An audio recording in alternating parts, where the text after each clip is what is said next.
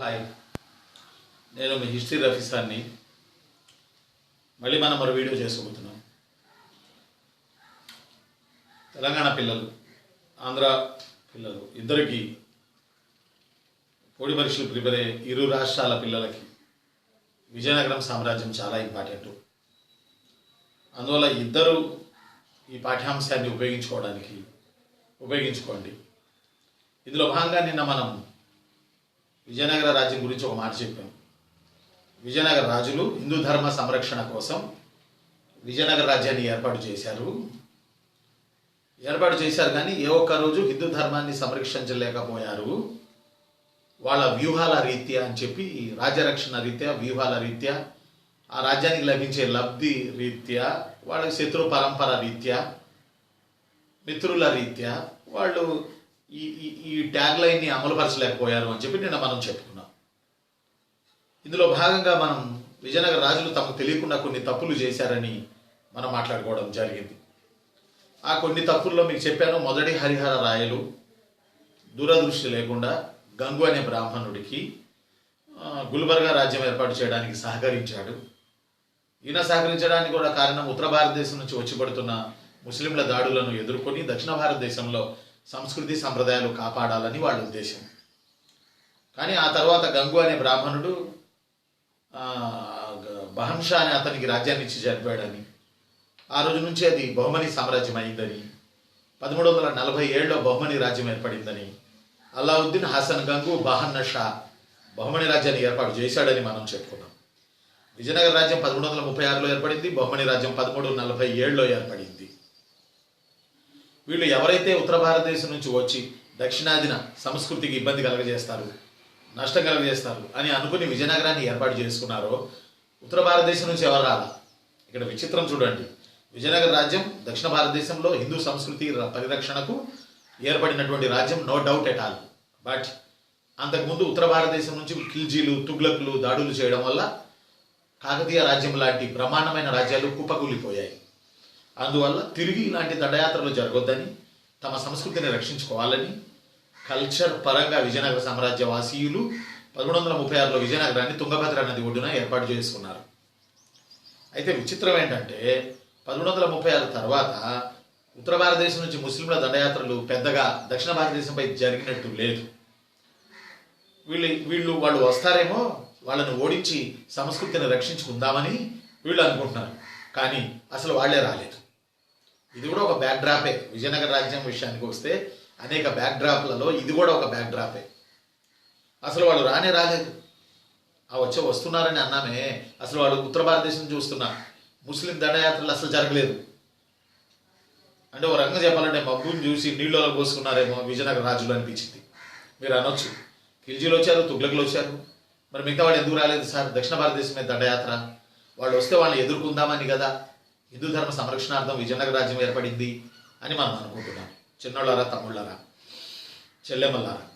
అయితే అక్కడ తుగ్లక్ తర్వాత వచ్చిన సయ్యదు, లోడీ వంశాలు వాటికి రాజ్య విస్తరణ కానీ, దూర ప్రాంతాలపై దాడులు చేయడం కానీ అంత సామర్థ్యం, సౌలభ్యం వాళ్ళకి లేదు.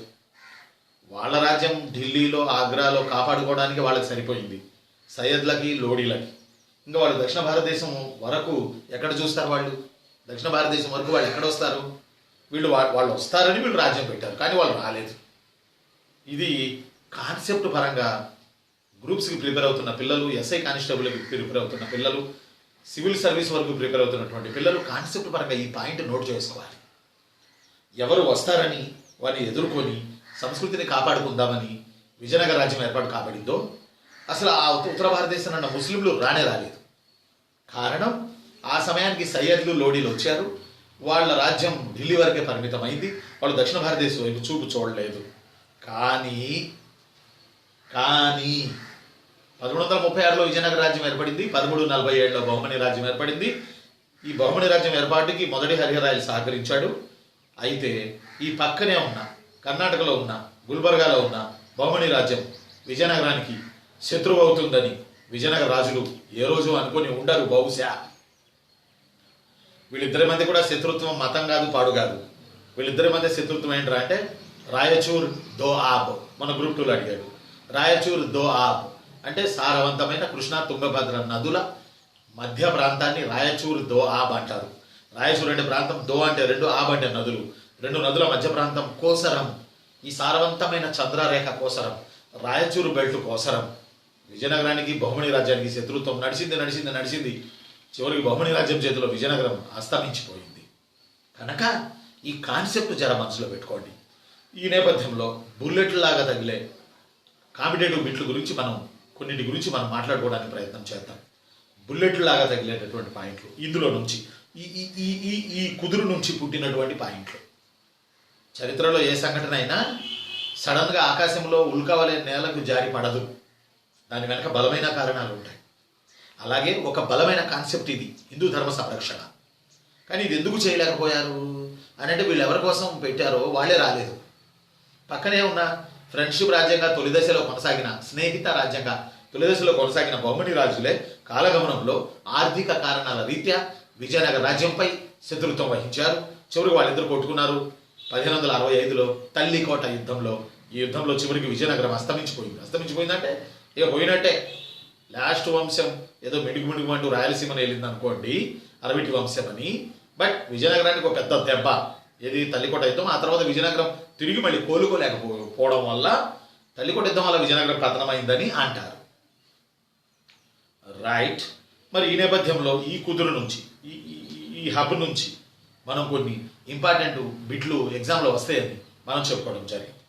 వీటిలో ఒకటి హరిహర రాయలు చేసిన తప్పు, వాళ్ళకి సహకరించడం, దూరదృష్టి లేకుండా. రెండో దేవరాయలు అని మనం చెప్పాం. రెండో దేవరాయలు తన ఆస్థానంలో బైబిల్ని, ఖురాన్ని, భగవద్గీతను పెట్టుకున్నాడని చెప్పాం.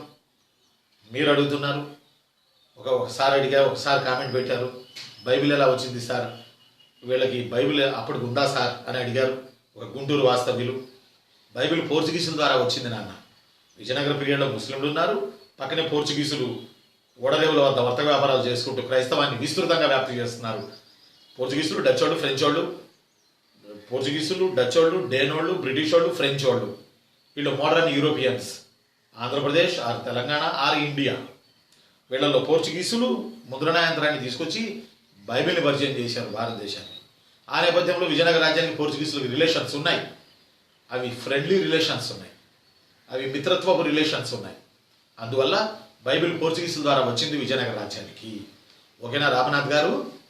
ఓకేనా? మీరు సాటిస్ఫై అయ్యారా? Thank you. మీరు అడిగిన ప్రశ్న చాలా సంతోషం వేసింది. నేను కూడా ఒక నిమిషం ఆలోచించి పుస్తకాలు పరిశీలించిన మీదట ఇప్పుడు మీకు నేను క్లారిటీ ఇస్తున్నాను. బైబిల్ని, ఖురాన్ని, భగవద్గీతని పెట్టుకుని పరిపాలించిన ఆయన రెండో దేవరాయలు. ముస్లింలకి విజయనగరంలో మసీదుల నిర్మాణానికి అనుమతించిన ఆయన రెండో దేవరాయలు. ముస్లిం సైన్యాన్ని, ముఖ్యంగా విలుకాండ్రను తమ సైన్యంలో చేర్చుకోవడం మొదలెసిన ఆయన రెండో దేవరాయలు. ఆ తర్వాత కృష్ణదేవరాయలు పీరియడ్లో బహుమని రాజ్యం వాళ్ళే తన్నుకొని 5గా అయిపోయారు. కృష్ణదేవరాయలు కొంచెం ముందు చూపున్నట్టయితే 5గురిని కలుపుకొని ఇది విజయనగరంలో కలిపేసుకుని తల్లికోట యుద్ధం నాటి పరిస్థితి వచ్చి ఉండేది కాదు. కానీ కృష్ణదేవరాయలు కొంచెం బోళశంకరుడు కాబట్టి, ఈయన అందరూ మనోళ్లే అని అనుకునే మనిషి కాబట్టి, మంచి మనిషి కాబట్టి, ఈయన అవకాశం వచ్చిన బీదర్ని కలుపుకోవడం మానేసి బిరుదు కోసం ఆ బీదర్ని మళ్ళీ ఆ రాజు చేతుల్లో పెట్టి రాయ గజ కేసరి అని బిరుదు పొంది వచ్చాడని నిన్న వీడియోలో మనం చెప్పుకోవడం జరిగింది. తమ్ముళ్ళు చెల్లాడు. కృష్ణదేవరాయలు గారు ఒక రకమైతే కృష్ణదేవరాయలకి కొడుకులు లేరు, కూతురు ఉందన్నట్టు మోహనాంగి అని. ఆమె భర్తున్నాడు అళియరామరాయలు అని. విజయనగరం మొత్తంలో ఒక కలుపు మొక్క ఎవర్రా అంటే అళియరామరాయలు. కలుపు మొక్కే అళియరామరాయలు. ఎందుకు కలుపు మొక్క అన్నానంటే అతను ఏంటంటే విభజించి పాలించే విధానం అతనిది. అతనికి చరిష్మా లేదు. అతను కూతురు తరపున భర్తై విజయనగరానికి మంత్రిగా చాలా రోజులు కొనసాగాడు. అళియరామరాయలు అని ఆయన. ఈ అళియరామరాయలు మంత్రిగా ఉన్నప్పుడు విజయనగర రాజు కృష్ణదేవరాయలు తమ్ముడు కొడుకైన సదాశివరాయలు. తల్లికోట యుద్ధం 1565లో జరిగితే తల్లికోట యుద్ధం సమయాన విజయనగర రాజు ఎవరన్నా అడిగారు అనుకో, what a wonder wonder wonder wonder wonder question చెల్లెమ్మ, గుంటూరు సౌజన్య చెల్లెమ్మ. ఎంత వండర్ క్వశ్చన్ అంటే ఇది మనం పుసుకున్న అళియరామరాయలు పెడతాం. అళియరామరాయలు మంత్రి, ప్రధానమంత్రి. 2 రాష్ట్రాల పిల్లలు గుర్తుపెట్టుకోండి. పోటీ పరీక్షలు ప్రిపేర్ అవుతున్న నా చిన్న తమ్ముళ్ళు, నా చిన్న చెల్లెళ్ళు గుర్తుపెట్టుకోండి. అళియరామరాయలు విజయనగర రాజ్యానికి ప్రధాని. తల్లికోట యుద్ధం సమయంలో అలీరామరాయలు ప్రధానిగా పనిచేశాడు. కానీ రాజు ఎవరు? తక్కువ 15 ఏళ్ల లోపు ఉన్నటువంటి సదాశివరాయలు అని ఆయన రాజు. ఆయన వద్ద మంత్రిగా పనిచేశాడు అలీరామరాయలు. అయితే హిందూ ధర్మ సంరక్షణార్థం విజయనగర రాజ్యం ఏర్పడింది అని మనం చెప్పుకున్నాం. అయితే దీనికి కొంతమంది రాజులు తెలియక తప్పులు చేశారేమో. అలాంటి వాటిలో అలీరామరాయలు వంతు కూడా ఇప్పుడు మనకు వచ్చింది. ఆ పాయింట్ కూడా మనం చెప్పుకోవాల్సినటువంటి అవసరం ఉన్నది. వింటున్నారా చెల్లెమ్మ? వింటున్నారా తమ్ముడు? వింటున్నాం అంటున్నారు మీరు. నాకు చాలా సంతోషంగా ఉంది. మంచి మంచి డౌట్లు వ్యక్తం చేస్తున్నారు, మంచి మంచి కామెంట్లు పెడుతున్నారు. నాకు వీలు వెంబడి టైం దొరికినప్పుడు వాటికి ఆన్సర్ చేయగలుగుతున్నాను, కొన్నిటికి చేయట్లేదు, ఏమనుకోకండి. అయితే సబ్జెక్ట్ మాత్రం బాగా నేర్చుకోవడానికి ప్రయత్నం చేయండి. ఇందులో భాగంగా మనం విజయనగర రాజులు చేసిన తప్పులు అనే టాపిక్ చెప్తా ఉన్నాం. ఇందులో భాగంగా అలీరామరాయలు కూడా కొన్ని తప్పిదాలు చేశాడు. ఆ తప్పులు ఏంటంటే, విజయనగర రాజ్యంలో ముస్లిం సైన్యాన్ని ఎక్కువగా చేర్చుకున్నవాడు అలీరామరాయలు. ముస్లిం సైన్యాన్ని చేర్చుకోవడం వల్ల ఇది తప్పా సార్ అంటే, అప్పుడు పరస్పరం శత్రువులు బహుమనీయులు ముస్లింలు అనేది కాదు, కానీ బహుమనీయులు ఇటు విజయనగర రాజ్యం. కాబట్టి మతపరంగా మనం చూడకుండా ఉన్నట్టయితే చరిత్రని బాగా చెప్పుకోవచ్చు. అందువల్ల మీరు మనసుకు తీసుకోకండి అని నిన్న కూడా మీకు నేను చెప్పాను. మనసుకు తీసుకోవద్దు. నా వీడియో చూసే వాళ్ళలో అందరూ ఉంటారు, కాబట్టి మీరందరూ ఉద్యోగం ఎలా సంపాదించాలో చూడండి, మనసుకు తీసుకునేది చూడకండి please. Okay, right. We're all Indians. మనం భారతీయులం, అంతే. మన జాతి భారత జాతి. అందువల్ల మీరు ఇలాగే తీసుకోండి మైండ్కి. ఓకే, మానసికంగా తీసుకోకండి. ఎగ్జామ్ పాయింట్ ఆఫ్ వ్యూలో చూడండి. రైట్. చెల్లెమ్మలు తమ్ముళ్ళు, మీరు విఘ్నత కలిగిన వాళ్ళు పాఠం వింటున్నారు. అందువల్ల నేను చెప్పే ఇంపార్టెంట్ పాయింట్ ఏంటంటే, అలీరామరాయలు ముస్లిం సైన్యాన్ని ఎక్కువగా తన సైన్యంలో చేర్చుకున్నాడు. చేర్చుకోవడం మొదలేసిన ఆయన రెండో దేవరాయలు. ఎక్కువగా చేర్చుకున్నవాడు అలీరామరాయలు. ఎందుకంటే ముస్లింలను చేర్చుకోవడంలో ఒక పాయింట్ ఉంది. ఆ రోజుల్లో శస్త్రాస్త్ర విద్యల్లో ప్రధానంగా ధనుర్బాణాలు, తురుష్క విలుకాండ్రను సైన్యంలో ఎక్కువ చేర్చుకున్నవాడు అలీరామరాయలు. చేర్చుకోవడం మొదలైసినవాడు రెండో దేవరాయలు. ఒక తమ్ముడు వ్యక్తం చేశాడు, మొదటి దేవరాయలని ఉంది బిఎస్ఎల్ హనుమంతరావు గారి పుస్తకంలోని. నో ఉంటే ఉండొచ్చులే, కానీ రెండవ దేవరాయలు అని ఆప్షన్స్ కింద పెట్టి చాలా పరీక్షల్లో ఈ ప్రశ్న అడగడం జరిగింది. ఆ ఆప్షన్స్లో మొదటి దేవరాయలు లేదు, రెండో దేవరాయలని ఉంది. అందువల్ల మీరు దేవరాయలని గుర్తుపెట్టుకోండి రా చిన్న. దేవరాయలు ఏ దేవరాయలు అయితే మీకెందుకు, దేవరాయలు అనేది ఆన్సర్ చేశారండి. అలా పర్టికులర్గా అడిగితే మొదట రెండా అని అడిగితే అప్పుడు రెండవ దేవరాయలు అని మీరు పెట్టొద్దురు కానీ. రైట్ చిన్నమ్మ తమ్ముళ్ళు. తర్వాత ఇంకో పాయింట్ ఏంటంటే, అలీరామరాయలు అంటే ఇది కూడా నేను ఎందుకో భయపడుతూ చెప్తున్నా, మీరు మనసుకు తీసుకోకండి ప్లీజ్. మీ దండం పెడతా, నన్ను క్షమించండి. అదేంటంటే, ఒకసారి ఎగ్జామ్లో డైరెక్ట్గా వచ్చింది అన్నట్టు, విజయనగర రాజ్యంలో గోవధకి అనుమతి ఇచ్చినది ఎవరు అని ఒకసారి వచ్చింది. విజయనగర రాజ్యంలో గోవధకి అనుమతి ఇచ్చింది. విజయనగర రాజ్యంలో ముస్లింల నివాసానికి, ముస్లింల మసీదులకి పర్మిషన్లు ఇచ్చారు విజయనగర రాజులు. రంగా చెప్పాలంటే వ్యూహాల రీత్యా కావచ్చు, గొప్ప లౌకికవాదులు కావచ్చు. పర్మిషన్ ఇచ్చింది ఎవరు? గోవధ అనుమతికి పర్మిషన్ ఇచ్చింది ఎవరని ఒకసారి ఎగ్జామ్లో అడిగారు ప్రీవియస్ పరీక్షల్లో. అది కూడా అలీరామరాయలు అని మీరు గుర్తుపెట్టుకోండి. ప్లీజ్ మనసుకు తీసుకోకండి ప్లీజ్.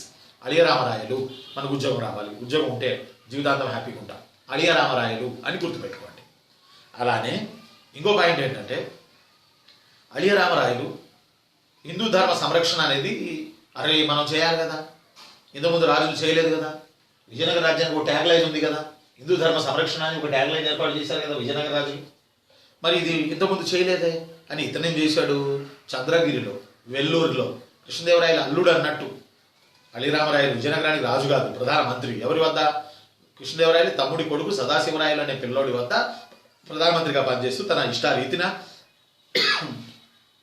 అలీరామరాయలు పనిచేస్తూ ఉన్నాడు అన్నట్టు. ఈ పనిచేసే నేపథ్యంలో అలీరామరాయలు చేసినటువంటి మెయిన్ పాయింట్ ఏంటంటే, ఈయన గోవధకు అనుమతి ఇవ్వడం ఒకటి, ఆ తర్వాత ముస్లిం విలుకాండ్రను ఎక్కువగా సైన్యంలో చేర్చుకోవడం ఒకటి. 2 పాయింట్లు చెప్పాను మీకు నేను. అలానే 3వ పాయింట్ ఏంటంటే చిన్నమ్మ తమ్ముళ్ళు, ఇతను చంద్రగిరిలో, వెల్లూరు ఉన్న పోర్చుగీసుల చర్చిలు పాల్గొట్టాడు. పోర్చుగీసుల చర్చిలకి నష్టం కలిగించాడు. అప్పటి వరకు పోర్చుగీసులు విజయనగరానికి మద్దతు ఇచ్చేవాళ్ళు, విజయనగరానికి గుర్రాలు ఇచ్చేవాళ్ళు, విజయనగరానికి సైనిక సాయం చేసేవాళ్ళు. విజయనగరపు సైన్యానికి యూరోపియన్ నమూనాలో సైనిక శిక్షణ కూడా ఇచ్చారు పోర్చుగీసులు. ఎప్పుడైతే మన అలీరామరాయలు చంద్రగిరిలో, వెల్లూరు తమిళనాడులోని వెల్లూరు వెల్లూరులో చర్చిలు పాల్గొట్టాడు అలీరామరాయలు. దీంతో విజయనగర వీళ్ళకి పోర్చుగీసులకి మండి వాళ్ళు తమ సహాయాన్ని బహుమనులకి ఇవ్వడం మొదలైశారు. ఆ తదనంతరం జరిగిన తల్లికోట యుద్ధంలో విజయనగర రాజ్యం ఓడిపోవడానికి గల కారణాల్లో ఇది కూడా ఒకటి. కాబట్టి వీఆర్ వెరీ క్లియర్.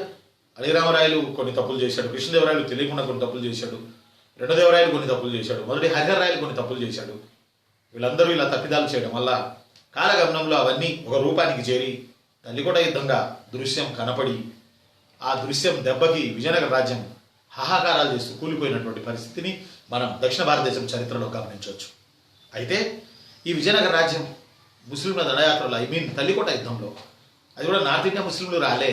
తల్లికోట యుద్ధం జరిగేటప్పుడు 1565 ఉత్తర భారతదేశంలో అక్బర్ ఉన్నాడు. మొఘలాయిలు వచ్చేసారు అప్పటికి. ఉత్తర భారతదేశంలో అక్బర్ ఉన్నాడు. అక్బర్ అడిగాడట బహుమని రాజుల్ని, ఈ 5గురిని, బీదర్, బీరార్, గోల్కొండ, అహ్మద్నగర్, బీజాపూర్, ఈ 5గురు రాజుల్ని అక్బర్ అడిగాడట, ఏమబ్బా మరి సాయం చేయమంటారా? మీరు ముస్లింలు, మేము ముస్లింలం, కాబట్టి మీరు షియాలు, మేము సున్నీలం, సాయం చేయమంటారా మరి అంటే ఈ 5గురికి భయం వేసింది. అక్బర్ వస్తే తమకు రావాల్సిన లబ్ధిని తను తన్నుకుపోతాడని, వద్దులే అక్బర్, థ్యాంక్ యూ, కంగ్రాచులేషన్స్ అని అక్బర్కి పెట్టి పంపారట. ఇక్కడున్న 5గురు ముస్లిం పాలకులు, బీదర్, బీరార్, గోల్కొండ, అహ్మద్నగర్, బీజాపూర్, వీళ్ళు 5గురు విజయనగర రాజ్యాన్ని తల్లికోట యుద్ధంలో అంతమొందించినటువంటి వాళ్ళు వీళ్ళు. సరే, ఎనీ హ్యావ్. అయితే మనం ఇక్కడ గుర్తుపెట్టుకోవాలి, విజయనగర రాజ్యం పతనం టైంలో సుమారు ఒక 5-6 నెలల పాటు ఆకాశం మీద గద్దలు ఎగిరాయట, రాబందులు ఎగిరాయట. అదేంటి రాబందులు గద్దలు ఎగరడం ఏంటి అంటే, ముస్లింల చేతుల్లో ఇది తల్లికోట యుద్ధంలో వేలాది మంది, అటు ముస్లింలు చనిపోయారు, ఇటు ఎక్కువ సంఖ్యలో హిందువులు చనిపోయారు తల్లికోట యుద్ధంలో. ఈ తల్లికోట యుద్ధం జరిగిన తర్వాత అక్కడ జరిగిన దారుణ మారణ కాండలో శవాలను పీకు తినడానికి ఆకాశంలో రాబందులు విహరించేవట. ఇది నేను చెప్పడం కాదు. ఒక బ్రిటిష్ చరిత్రకారుడు బ్రిటిష్ వాళ్ళ పీరియడ్లో మన ఇండియాకు వచ్చాడు. ఒక బ్రిటిష్ చరిత్రకారుడు బ్రిటిష్ వాళ్ళ పీరియడ్లో మన ఇండియాకు వచ్చాడు. ఒక బ్రిటిష్ చరిత్రకారుడు, ఆ బ్రిటిష్ చరిత్రకారుడి పేరు రాబర్ట్ సూయల్.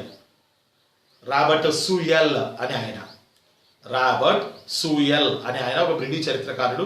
ఈయన ఇండియాకి రావడం జరిగింది బ్రిటిష్ వాళ్ళ పీరియడ్లో. అతను ఒక బుక్ రాద్దాం విజయనగర వైభవం మీద అని చెప్పి హంపి, మైసూరు, హలిబేడు, బీదర్, రాయచూర్, గుల్బర్గా ఈ బెల్ట్ అంతా తిరిగాడు. తిరిగి హంపిలో ఉన్న నిర్మాణాలు, ఆ చుట్టుపక్కల ఉన్నటువంటి నిర్మాణాలు ఇవన్నీ చూసి అతని హృదయం రోధించింది. అతను చాలా బాధపడ్డాడు, చాలా ఏడ్చాడు కూడా. ఒక మాట చెప్పాలంటే, అరే ఇంత గొప్ప రాజ్యం కేవలం యుద్ధం వల్ల ఇలా ముక్కలు చెక్కలుగా పగలగొట్టబడింది, యుద్ధం వల్ల పతనమైంది ఇంత గొప్ప రాజ్యం అని చెప్పి గొడ్డలతో, గుణపాలతో, రంపాలతో విజయనగరంలో వీర విహారం చేశారు. విజయనగరం చెందిన శత్రువులు అని చెప్పి రాబర్ట్ సూయల్ తను రాసిన గ్రంథంలో చెప్పడం జరిగింది. ఆ గ్రంథం ఏ ఫర్గాటెన్ ఎంపైర్. ఏ ఫర్గాటెన్ ఎంపైర్. చెల్లెమ్మ తమ్ముళ్ళు, ఏ ఫర్గాటెన్ ఎంపైర్. తెలుగులో విస్మృత విజయ నగర చరిత్ర. తెలుగు సేత కూడా ఉంది మన బుక్ షాపుల్లో. అయితే ఇప్పుడు అవసరం లేదు, టైం లేదు మీకు, అది మీరు జాబ్ కొట్టిన తర్వాత ప్రశాంతంగా చదువుకుందరు. కానీ ఇది అడిగారు ప్రీవియస్లో గ్రూప్ 2లో ఏపీ హిస్టరీ కింద ఏపీ రాష్ట్రంలో. ఏమడిగారంటే, విజయనగర పతనం గురించి చెప్పింది ఎవరనో, ఏ ఫర్గాటెన్ ఎంపైర్ అనే పుస్తకం ఎవరు రాశారని అడిగారు. రాబర్ట్ సూయల్. ఏ ఫర్గాటెన్ ఎంపైర్ రాబర్ట్ సూయల్ రాశారు. విస్మృత విజయనగర చరిత్ర. ఈ పుస్తకం ఏ రాజ్య పతనం గురించి చెప్తుంది అని అడిగారు అనుకోండి, విజయనగర పతనం గురించి. మరి ఒకసారి మనం వెనక్కి వెళ్దామా? కాకతీయ రాజ్య పతనం గురించి చెప్పిన 2 శాసనాలు చెప్పండి.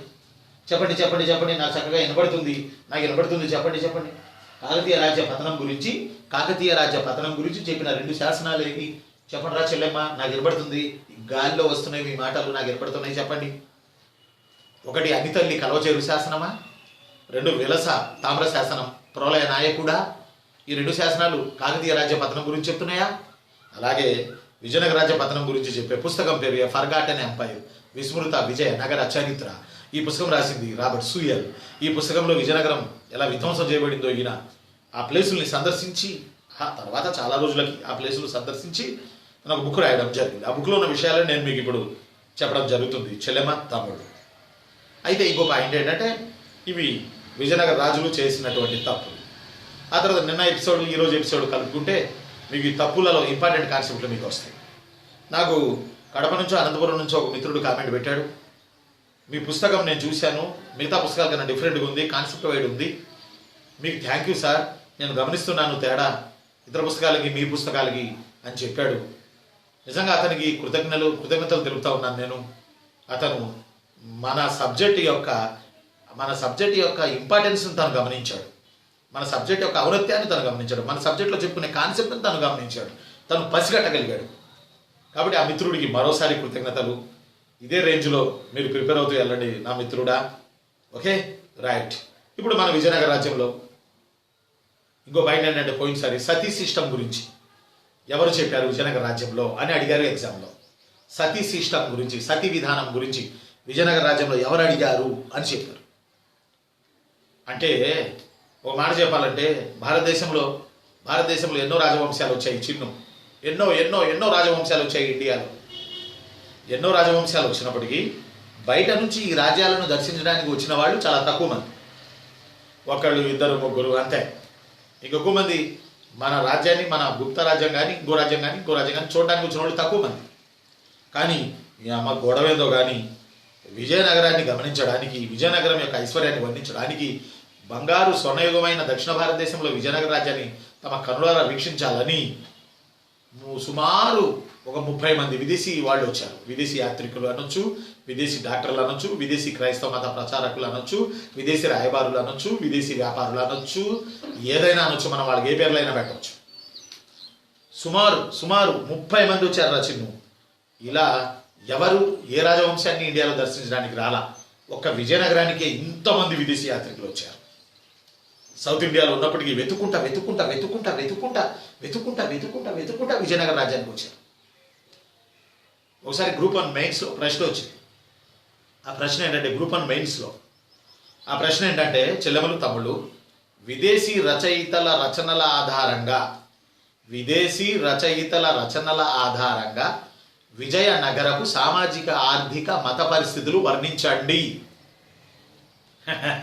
అంటే మనోళ్ళు విజయనగరం నుంచి రాసిందేమీ లేదన్నట్టు, బయట వాళ్ళు ఎక్కువ మంది వచ్చి రాశారు అన్నట్టు ఈ ప్రశ్న ప్రధాన ఉద్దేశం. సరే, ఏదేమైనా మన వాళ్ళు రాసిన దానికన్నా బయట నుంచి వచ్చిన వాళ్ళు చూసి విని కని రాసినవి సాధారణంగానే చరిత్రలో ఎక్కువగా విశ్వసనీయమైనవి, నమ్మదగినవి అని మన పుస్తకాల్లో రాసి ఉంటుంది. నిజమే, వాళ్ళు వెళ్ళిపోమంటే వెళ్ళిపోతారు. రాజుకి భజనలు చేయరు, ఉన్నది ఉన్నట్టు రాస్తారు, వెళ్ళిపోతారు. ఫర్ ఎగ్జాంపుల్, హర్షుడి గురించి మన రచయితలు ఎవరు రాసినా ఆయన ఒక అంతులేని హీరో, ఒక నెంబర్ 1. ఆయన అసలు మనిషి కాదు, ఒక శక్తి అని రాశారు. బాణుడు రాసిన హర్ష చరిత్ర ఇవన్నీ కూడా హర్షుడిలో. కానీ బయట దేశం నుంచి వచ్చిన చైనా యాత్రికుడు హుయాన్సాంగ్ మాత్రం హర్షుడి కాలంలో దొంగలు ఎక్కువ, వాళ్ళని హర్షుడు కంట్రోల్ చేయలేకపోయాడు, నన్ను 2 సార్లు దొంగలు దోచుకున్నారు అని హుయాన్సాంగ్ అన్నాడు. మరి మన దేశపు రచయితలు ఒక రాజు గురించి, తమ సమకాలీన రాజు గురించి ఇలా రాయగలరా? రాస్తే రాజు తలదీసేస్తాడు. ఇది బయట వాళ్ళు రాశారు. ఇది ఎగ్జామ్లో సివిల్ సర్వీస్లో వచ్చింది. తనను 2 సార్లు దోచుకున్నారని దొంగలు వాపోయిన విదేశీ యాత్రికుడు ఎవరు అని అడిగారు. తనను 2 సార్లు దొంగలు దోచుకున్నారు ఇండియాలో అని వాపోయిన విదేశీ యాత్రికుడు ఎవరని సివిల్ సర్వీస్ ఎగ్జామ్లో క్వశ్చన్ ఇది. అలాగే ఇక్కడ కూడా ఎక్కువ మంది విదేశీ యాత్రికులు వచ్చారు రా చిన్ను చెల్లెమ్మ, ఎక్కడికి రా? విజయనగర రాజ్యానికి. ఇలా ఇంతమంది ఎక్కువ విదేశీ యాత్రికులు విజయనగర రాజ్యానికి వచ్చిర్రు కనుక, వీళ్ళందరూ విజయనగర రాజ్యానికి ఇంతమంది వచ్చారు కనుక వాళ్ళు ఎంతో కొంత చెప్పారు. విజయనగర కాలం నాటి సామాజిక పరిస్థితులు చెప్పారు, ఆర్థిక పరిస్థితులు చెప్పారు, మత పరిస్థితులు చెప్పారు, వీళ్ళ సైన్యం గురించి చెప్పారు. అబాబాబాబాబా, వాళ్ళు చెప్పనటువంటిది, వాళ్ళు స్పృశించనటువంటి విషయం మరేది లేదు. బాగా గుర్తుపెట్టుకోవాలి. విజయనగరం జిల్లా తమ్ముళ్ళు, శ్రీకాకుళం జిల్లా తమ్ముళ్ళు, ఆదిలాబాద్ జిల్లా తమ్ముళ్ళు, నల్గొండ జిల్లా తమ్ముళ్ళు, అర్థం అట్లా అందరూ నా తెలుగు తమ్ముళ్ళు, నా తెలుగు చెల్లెళ్ళు. రైట్. మరి వీళ్ళు ఒక్కొక్కళ్ళు విజయనగర రాజ్యానికి సంబంధించి ఒక్కొక్క విషయం గురించి చెప్పడం జరిగింది. ఫర్ ఎగ్జాంపుల్, 2వ దేవరాయల పీరియడ్లో అబ్దుల్ రజాక్ వచ్చాడు. అబ్దుల్ రజాక్ పర్షియా నుంచి వచ్చాడు, రాయబారి. 2వ దేవరాయల ఆస్థానాన్ని దర్శించిన అబ్దుల్ రజాక్ బేసికల్గా ఎవరు అని అడిగితే, ఏ రాయబారి, బి వైద్యుడు, సి క్రైస్తవ మత ప్రచారకుడు, డి గుర్రాల వ్యాపారి అని అడిగాడు అనుకోండి. అప్పుడు మీరు రాయబారి అని చెప్పాలి. పర్షియా దేశంలో కుస్రు, KHUSRU, కుస్రు అనే ఆయన పంపగా రాయబారిగా మన దేశంలో విషయాలను తెలుసుకుందామని, మనతో ఉండి పుస్తకాలు రాసుకుని వెళ్దామని అబ్దుల్ రజాక్ రావడం జరిగింది. అబ్దుల్ రజాక్ వచ్చినప్పుడు 2వ దేవరాయలు ఉన్నాడు, గుర్తుపెట్టుకోవాలి. ఈ అబ్దుల్ రజాక్ విజయనగరం గురించి చెప్పినటువంటి విషయాలు మీరు గుర్తుపెట్టుకోవాలి.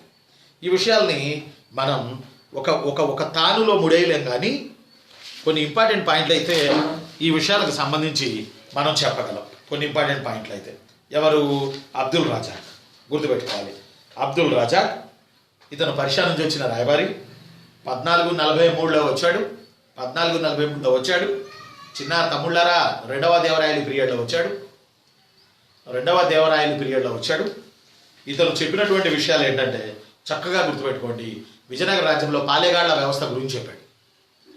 విజయనగర రాజ్యంలో పాలెగాళ్ల వ్యవస్థ, అదే ప్రస్తుతం పాపం ఆ పాలెగాళ్ల వ్యవస్థ కాలగమనంలో కొంచెం ఫ్యాక్షనిజం అయిందని, ఇలా చెప్పడానికి నన్ను క్షమించండి, పాలెగాళ్ల వ్యవస్థ ఫ్యాక్షనిజం వ్యవస్థ అయిందని కాలగమనంలో కొంతమంది పుస్తకాల్లో రాస్తా ఉన్నారు. పాలెగాళ్ల వ్యవస్థ, ఆ రోజుల్లో పాలెగాళ్ళు అంటే చెడ్డోళ్ళు కాదు, ఈ రోజుల్లో ఫ్యాక్షనిస్టులు అన్నా కూడా చెడ్డోళ్ళు కాదు. ఎందుకంటే వ్యక్తి పుట్టడం మంచిగానే పుడతాడురా, పరిస్థితుల వల్ల అలా మారతారు. వాళ్ళు అలా మారడానికి కారణమైన పరిస్థితులను మనం చక్కదిద్దితే వాళ్ళు కూడా హాయిగా బతుకుతారా. ఎవరికి మాత్రం ఉంటుందిరా చంపుకోవాలని, ఎవరికి మాత్రం ఉంటుందిరా పొడుచుకోవాలని ఉండదు. పాలిత ప్రభుత్వాలు అవి రాజకీయాల్లో వీళ్ళను ఉపయోగించుకోవడం వల్ల ఇలాంటి రక్తపు మరకలు మనకు కనపడతా ఉన్నాయి కొన్ని జిల్లాల్లో. నిజంగా చాలా బాధపడాల్సినటువంటి విషయం. అన్నలారా, అట్లాంటివి ఏమీ చేయకండి, మంచిగా చదువుకుందాం, మంచి ఉద్యోగాలు సంపాదిద్దాం. అయితే ఇక్కడ అబ్దుల్ రజాక్ ఈయన చెప్పాడు పాలెగాళ్ల వ్యవస్థ గురించి. పాలెగాళ్ళు అంటే విజయనగర రాజ్యంలో యాక్చువల్లీ పన్ను వసూలు చేసినాడు కాదు, సరిహద్దుల వద్ద విజయనగర రాజ్యాన్ని కాపలా కాసిన వాళ్ళని, ఎంతో విశ్వాసంతో కాపలా కాసిన వాళ్ళని పాలెగాళ్ళు అని పిలిచారు. వీళ్ళ గురించి అబ్దుల్ రజాక్ చెప్పాడు. అలానే అబ్దుల్ రజాక్ చెప్పింది ఇంకోటి ఏంటంటే, మీరు బాగా గుర్తుపెట్టుకోండి, విజయనగరపు ఆహారం గురించి, వేషం గురించి, అంగాళ్ళ గురించి, ఎగుమతులు దిగుమతుల గురించి, వర్తక వ్యాపారాల్లో దళారుల గురించి అబ్దుల్ రజాక్ చెప్పడం జరిగింది. అంతేకాకుండా అబ్దుల్ రజాక్ చెప్పిన కత్తి పాయింట్ ఏంటంటే, అప్పుడప్పుడు అంటుంటాం రాయలసీమ రతనాల సీమ, అప్పుడప్పుడు అంటుంటాం విజయనగర రాజ్యంలో వజ్రాలు వైఢూర్యాలుగా పోసి రోడ్డు మీద పెట్టి అమ్మినారాట అని గర్వంగా మీసం మెల్లేసి చెబుతాం. మీసం మెల్లేసి చెబుతాం. అయితే ఇలా వజ్రాలు వైఢూర్యాలు రహదారుల మీద వేసి అమ్మారు, రోడ్ల మీద వేసి అమ్మారు అని అసలు విజయనగర రాజ్యం గురించి ఎవరికి తెలియకపోయినా ఫస్ట్ ఈ మాట అంటారు. అప్పుడు రత్నాలు రాసులుగా పోసి అమ్మారట. కానీ అసలు ఈ విషయాన్ని చెప్పింది ఎవరు? ఇంత కామన్గా ఉన్న ఈ కొటేషన్ని, ఇంత కామన్గా ఉన్న ఈ నానుడిని అసలు చెప్పింది ఎవరు? అబ్దుల్ రజాకే ఈ మాట చెప్పింది. వజ్రాలు వైఢూర్యాలు కెంపులు రాసులుగా పోసి అమ్మేవాడు రహదారుల్లో విజయనగర రాజ్యంలో అని చెప్పింది ఎవరు? అబ్దుల్ రజాక్. ఎవరిని అడిగినా చెప్తారు, కానీ చెప్పింది ఎవరు అని అంటే అబ్దుల్ రజాక్ అని కెమెరామెన్ గారు మీరు గుర్తుపెట్టుకోవాలి. అలానే ఆ తర్వాత విజయనగరపు ఐశ్వర్యం గురించి చెప్పింది అబ్దుల్ రజాక్. చుట్టుకొలత గురించి కాదు, విజయనగర రాజ్యపు ఐశ్వర్యం గురించి చెప్పింది అబ్దుల్ రజాక్. దీన్ని నేను ఆహా ఓహో అని అంట, ఆహా ఓహో అని అంట, ఆహా ఓహో అని అంట. ఎందుకంటానంటే అంత గొప్పగా ఆహా ఓహో అనే రీతిన విజయనగరపు ఐశ్వర్యాన్ని రెండో దేవరాయలు వర్ణించారు. వారు వర్ణించింది ఏంటంటే, ఇలాంటి నగరాన్ని, ఇలాంటి విజయనగర రాజ్యాన్ని లేదా నగరాన్ని నేను ఇంతవరకు ఎక్కడ చూడలేదు. ఇక పైన నా కళ్ళు ఇలాంటి నగరాన్ని చూడజాలవు. ఇది ఇంగ్లీష్లో మంచి కొటేషన్ ఉంది, సివిల్ సర్వీస్లో అడిగాడు. ఇలా విజయనగర రాజ్యాన్ని ఐశ్వర్యాన్ని వర్ణిస్తూ ఇలా అన్నది ఎవరు అని. విజయనగర రాజ్యం లాంటి గొప్ప రాజ్యాన్ని, ఈ నగరాన్ని నేను ఎన్నడూ చూడలేదు. ఇప్పుడు చూస్తున్నాను, నా కళ్ళకే నమ్మకం లేకుండా పోతుంది. ఇలాంటి నగరాన్ని బహుశా నా కళ్ళు ఫ్యూచర్లో ఎప్పటికీ చూడజాలవు అని చెప్పింది ఎవరు అని అడుగుతాడు అబ్దుల్ రజాక్. రైట్, ఇది గుర్తుపెట్టుకోండి. అబ్దుల్ రజాక్ పాలెగాళ్ల గురించి, దళారుల గురించి, ఎగుమతులు దిగుమతుల గురించి, విజయనగర వైభవం గురించి, ఆహార విహారాదుల గురించి, విజయనగర ప్రజల వేషభాషల గురించి, విజయనగర ప్రజల అంగళ్ళు సంతల గురించి అబ్దుల్ రజాక్ వర్ణించాడు. ఎవరు వర్ణించారు? చిన్ను అబ్దుల్ రజాక్ వర్ణించాడు. బాగా గుర్తుపెట్టుకోవాలి. ఎగ్జామినేషన్ పాయింట్ ఆఫ్ వ్యూలో ఇది చాలా చాలా ఇంపార్టెంట్. ఇక మిగతా వాళ్ళు ఏం చెప్పారనేది మనం, ఎందుకంటే కొంచెం నెట్ సహకరించట్లేదు, ఎందుకంటే రేపటి మన క్లాసులో మళ్ళీ మనం చెప్పుకుందాం. మనం నిన్న ఈరోజు ఏం పూర్తి చేసుకున్నాం? కెమెరామ్యాన్ గారు ఒక్క నిమిషం. నిన్న మొన్న మనం ఏం పూర్తి చేసుకున్నామంటే విజయనగర రాజుల ఇంట్రడక్షన్ చెప్పుకున్నాం, విజయనగర రాజులు చేసిన తప్పులు చెప్పుకున్నాం, తద్వారా విజయనగరం శాశ్వతంగా మూల్యం చెల్లించాల్సి వచ్చిందని చెప్పుకున్నాం. అయితే ఈరోజు ఏం చెప్పుకున్నాం? ఆ తప్పులు కంప్లీట్ చేసుకుని విజయనగర రాజుల కాలంలో వచ్చిన విదేశీ ఫారినర్స్ వాళ్ళు చెప్పిన విషయాల గురించి మనం మాట్లాడుతున్నాం. పోయినసారి ఏపీలో ఆంధ్రప్రదేశ్లో జరిగిన ఏపీ హిస్టరీలో ఏం అడిగారు అంటే సతీ సహగమనం గురించి చెప్పిన విదేశీ ఆధారం ఏది అని అడిగారు. అక్కడ దాకా ఇంకా మనం వస్తున్నాం. రేపటి ఎపిసోడ్లో మనం చెప్పుకుందాం. కాబట్టి చెల్లెమ్మ, తమ్ముళ్ళు గుర్తుపెట్టుకోండి, అబ్బాయిలు మీరు జాబ్ కొడితే ఈరోజు ప్రశాంతంగా ఉంది ఆ వాతావరణం. ఎందుకంటే ఈరోజు ప్రచారం లేదుగా, మైకులు గీకులు గందరగోళం లేదు, హాయిగా ఉంది పేడానికి. చక్కగా పాఠం సబ్జెక్ట్ చెప్పుకోవడానికి మనస్ఫూర్తిగా మైండ్ వచ్చింది నాకు. అదొకటే. రెండో పాయింట్ ఏంటంటే మీరు కూడా వెళ్ళి రేపు అట్ట ఓటేసి వచ్చేసేయండి. మీరు చదువుకోండి. ఆ ఓట్లు చుట్టూ ఎవరికి నోట్లు ఏంది అదేదో ఎంతూజియాజం, అత్యుత్సాహం ఇవన్నీ మానేసి హాయిగా చదువుకోవాలి. ఓకే, మనకు ఉద్యోగం ఉండాలి. ఎవరు అన్నం పెట్టరు. రాజకీయ నాయకులు ఏమంటున్నారు, మీరు ఊరినే ఓట్లు వేసారా, మాకు డబ్బులు తీసుకున్నారుగా. జనాలు కూడా అట్టాగే ఉన్నారుగా, మరి డబ్బులు తీసుకున్నారు. జనాలు ఏమంటారు, డబ్బులు ఇచ్చాడు కాబట్టి మనం ఏం అడగలేము, తన్ని రాజకీయ నాయకుని ఏం అడగలేము. కాబట్టి జనాల వర్షన్ ఇది. ఒకప్పుడు యథా రాజా తథా ప్రజ ఉండే. యథా రాజా తథా ప్రజ. రాజు మంచోడు కాకపోతే ప్రజల్ని చెడ్డదోవలకు దుఃఖిస్తాడు రాజు, మంచోడు కాకపోతే. అంటే యథా రాజా తథా ప్రజ. ఇప్పుడేముందో తెలుసా, యథా ప్రజ తథా రాజా. ఇట్లా మారిపోయింది. ఇది పేపర్లో కూడా రాస్తున్నారు. అలాంటి పరిస్థితికి మనం వచ్చేసాం. సరే, ఎనీహౌ మీరు, మీ కుటుంబ సభ్యులు, మీ మండలం, మీ ఊరు, మన రాష్ట్రం, మన 2 రాష్ట్రాలు ప్లస్ దేశంలోని రాష్ట్రాలు అన్నీ బాగుండాలి. భారతీయుడు అని మనం అనుకుని మనం ప్రిపేర్ అవ్వాలి. చుట్టుపక్కల వాళ్ళు నాశనం అయితే మనం నవ్వద్దు. కారణం ఏంటంటే ఏదో రోజు మనకు అలాంటి పరిస్థితి రావచ్చు. అందువల్ల వాళ్ళు చల్లగుండాలి, మనం అందరం చల్లగుండాలి. ఇలాంటి ఒక పాజిటివ్ వేవ్స్ని మీ యొక్క మనసు అనే సముద్రంలో నింపుకోండి. మన ఆలోచన బట్టే ఉంటుంది కదా ఏదైనా. ఒకటి అవ్వదు అది కావదంతే. అవ్వాలి, ఎందుకు అవ్వదు, అయి తీరాలి, అవుతుంది అంతే. మనం ఏదనుకుంటామో అది జరుగుతుంది అని చెప్పింది బైబిల్. అబ్దుల్ కలాం కూడా అది చెప్పారు. రైట్, రేపు మళ్ళీ కలుద్దాం. Have a good day. Thank you very much.